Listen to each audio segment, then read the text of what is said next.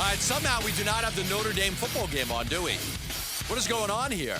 I've got it on my phone. Tim Ring's watching it on his phone. This is how you're like, I'm going to take a picture. This is how you're actually trying to do a radio show right now. Well, I only pay attention to the game during the commercial breaks, Gamble. No, there he goes. Go, go, go. Yeah. Yeah. We're up 17-0. I mean, can we not put it on? Can we not put it on one of the regular channels here? We got 4 TVs. We can do that. What do you 4 need? 4 TVs. Tell me what you need. He I'll help out. wants the Notre Dame. He bleeds. need CBS. He wants Notre Dame on. All right, I'll be right in. Notre Dame. I mean, we're talking about the Shake down the Thunder, We're talking about the Sun Bowl here, Gambo. This is big time stuff. I mean, when was the last time, honestly, Notre Dame was truly relevant? Like, when was the last time they were really relevant? Don't tell me when Lou Holtz won a national championship. That was 100 years ago. Playoffs twice. I know, since but 2018. they get slaughtered in these games. They get slaughtered. You're a hater.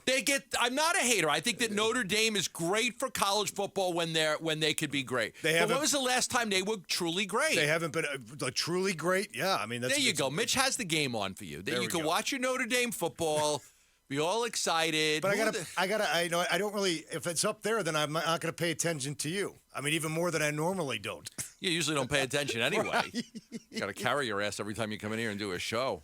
Tried to get Jody Jackson, but she was doing the other show. She could have done 8 hours today. You would have been happy. That's right. Would have been a lot better. All right, Jonathan Gannon's return to Philadelphia. Here's Monty Ossenfort talking of the Cardinals GM on what it will be like for JG going back to Philly. Yeah, sure. I mean, I'm sure there'll be a lot of emotions. You know, JG had a couple of good, successful seasons there. Really had a lot of success as a team, and I'm sure still has a lot of relationships with the players and the staff and the coaches that are there. And for both him and Nick, it's always great going back somewhere where you have a lot of good memories and good relationships. So I think this will be a obviously a big challenge for our team, but probably a little special test for those guys as well. All right, it's Monty Ossenfort talking about Jonathan Gannon. There's a lot of talk in the Philly papers, obviously, with him coming back, right? This is a big deal. And, even though the Cardinals aren't a very good football team right now, it's Jonathan Gannon, and I'm sure the fans are going to let him hear it because they don't like him. But there was a great column. And tell me if did you watch Succession? The TV show? I have, yeah. The TV show Succession. You watch it, Mitch?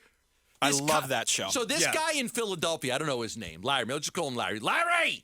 The guy in Philadelphia Inquirer, like the big paper in Philadelphia. I think of Jonathan Gannon, I think of Kendall Roy. I mean, literally, I see Kendall Roy in a headset. He kind of does look a little bit like Kendall Roy, doesn't he? Man, I don't know. Mitch, put up a side-by-side of Gannon and Kendall Roy on the Burns and Gamble page. I don't know. Less profanity involved, but yeah, This guy stark. starts off his column in the Philadelphia Inquirer. I think of Jonathan Gannon, I think of Kendall Roy. I think they do look a little bit alike. And he says, listen, Gannon may not speak in the third person, but he comes across as a guy who thinks in it. I'm not sure any of it is fair. There's a chance that Gannon's public persona is mostly the result of a handful of lapses in judgment, any of which might have been interpreted differently by a fan base and media who deemed him competent at his job rather than the primary culprit of a crushing Super Bowl loss. Gannon may well be the overconfident and underqualified careerist that legend holds him to be. Point is, we were predisposed to think it.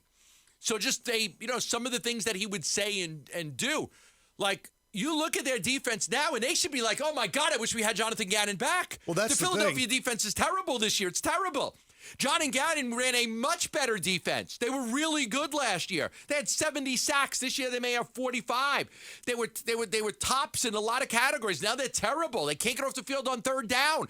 They had to change defensive coordinators. Now Matt Patricia, instead of sitting there and saying, oh my God, I wish we had Jonathan Gannon back, they just don't want to blame Jonathan Gannon. But I'm telling you right now, they're great. Like, if they could have him back, they would want him back right now because he did a great job for them. I can promise you the hate for Jonathan Gannon has softened over the last 4 months as they've watched their defense kind of disintegrate and have to fire or demote, rather, their defensive coordinator in December.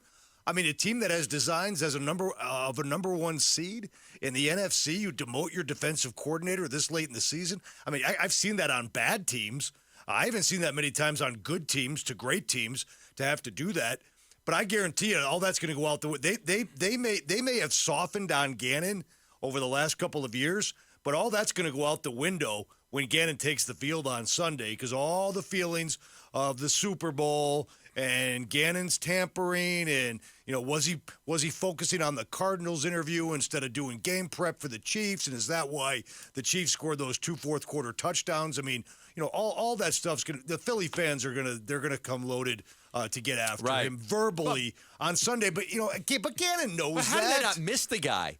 How did they not wish they had Jonathan Gannon back? Why are they not talking about that in Philadelphia?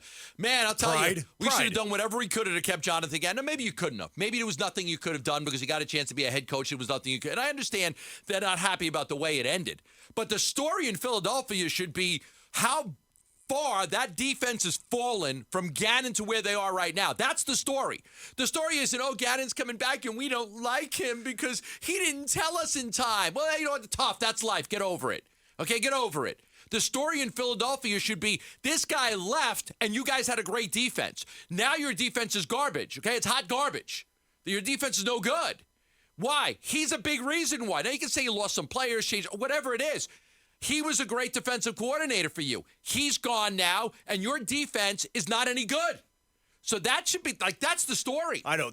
Remember, though, Gambo, it wasn't just the big things were not telling the Eagles and losing in Vic Fangio, losing out on Fangio, losing the Super Bowl. But then the Philadelphia media, then they went to work on him.